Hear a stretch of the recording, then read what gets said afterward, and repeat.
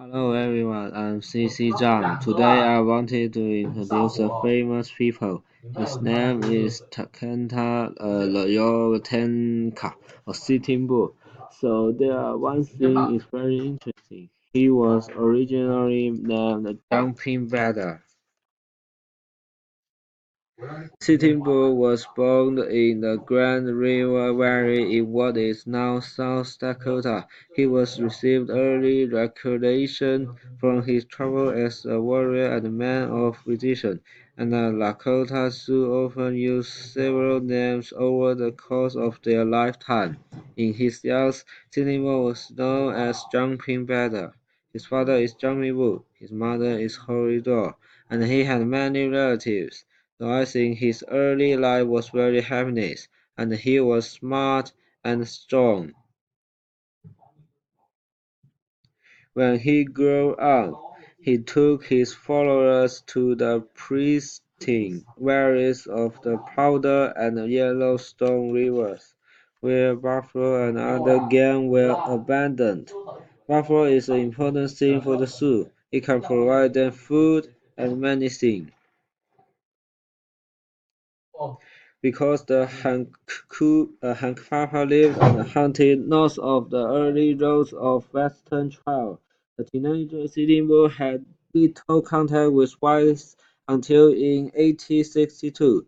So in 1864, he can keep his people away from the young white man's sword and continue keep lives like Sioux.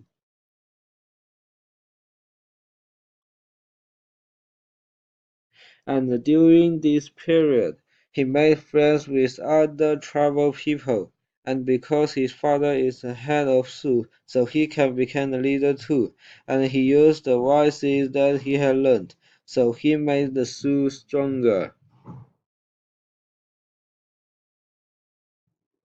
Beginning in the summer of 1864, columns of U.S. soldiers repeatedly invaded the Powder River country. So citizens started learning their ways of fighting, their strengths and weakness. And the U.S. government made an agreement with the Indians. They provide goods and food for them, and Indians can attack the white people. And the Indians agreed, but they didn't realize the more people came into the U.S., it will make the environment worse. And a few times later, the white studies killed many animals, including buffalo, and they didn't allow the government. So it made Indians very mad. It is a picture that the soldiers killed a bear. So they start a war between the Native American and the New American. They didn't really want them to start the war, but they all had to provide own important things. This is the city group. They started many battles. In June 17th,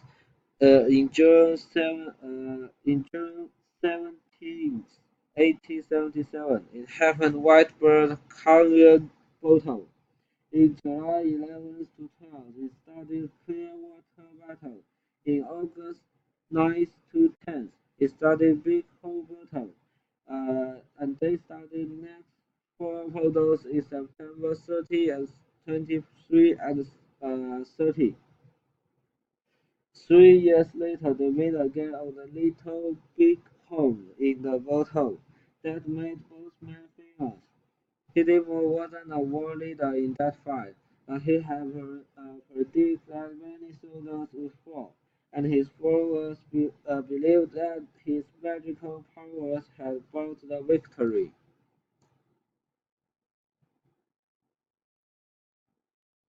Although Sitting Bull survived, and a Rose and Wakefield army forced him to flee to Canada, and it made Sitting Bull very scared. He had to live in Canada, a strange place. He spent 4 years in exile in Canada. In May 1877, He led his followers across the border to the safety of Canada, for deed allowed by the Canadian and American governments. Many soon crossed back into the United States, and Sidney would come back too.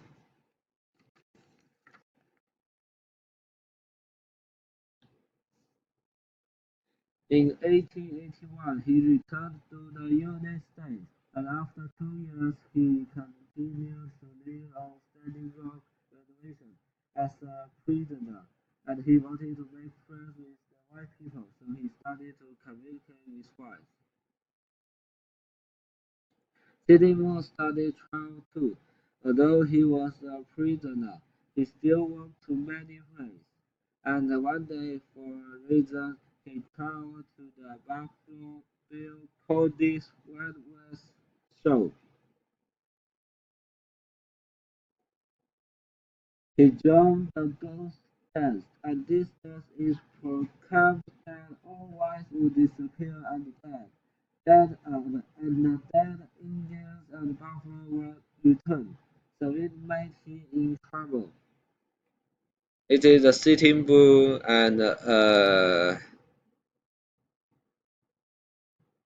his shoe. Uh, he was into this war with government officials in 1890s, and on the morning of December 15, 1890s, he was killed by Indian police in the me outside his cabin. And in the next morning, the newspaper said this shocking thing. It said the 59-year-old Lakota Sioux Sheriff Sitting Bull was shot dead by Indian police during a botched arrest on a reservation in South Dakota. It made the whole Sioux very sad during his body returned.